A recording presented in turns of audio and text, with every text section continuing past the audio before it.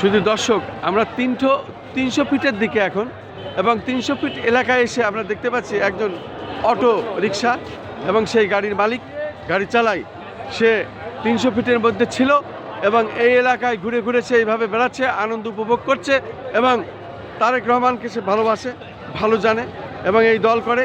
আমরা সেই জন্যই অপেক্ষা করছি যে তারেক রহমান কোন সময়, এয়ারপোর্ট থেকে উনি রওনা হয়েছেন, বাংলার মাটিতে পা দিয়েছেন, সে এখানে জাতির উদ্দেশ্যে ভাষণ দেবে।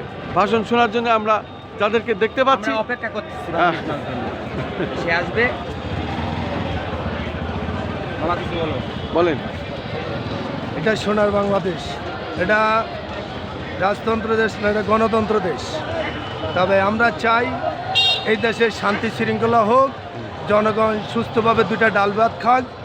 যেই তারেক রহমানের জন্য 17 বছর এই দেশের জনগণ অপেক্ষা ছিলেন, আজকে সেই তারেক রহমান বাংলার মাটিতে পাড়া দিয়েছেন, জনগণের মনে উল্লাস জমেছেন 17 বছর পরে। হ্যাঁ, শুধু দর্শক শুনলেন, হ্যাঁ, আমরা এই অটোতে ঘুরে বেড়াচ্ছি 300 ফিট এলাকায়, এবং এই 300 ফিট এলাকায় মানুষ সারা বাংলাদেশের বিভিন্ন জেলা থেকে আসছে, তাদের আমরা বিভিন্ন সাক্ষাৎ নিচ্ছি।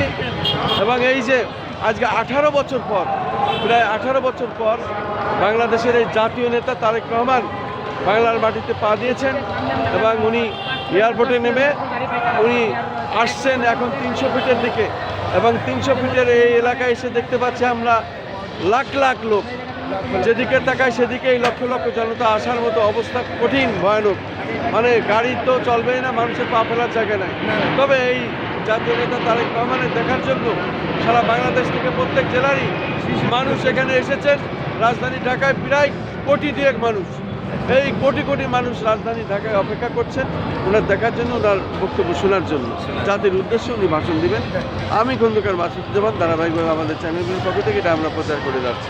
ঠিক আজও আমরা এই 300 ফিটের মধ্যে এসেই প্রচার করে যাচ্ছি। আমার এমপির এলাকার বলে দেয়।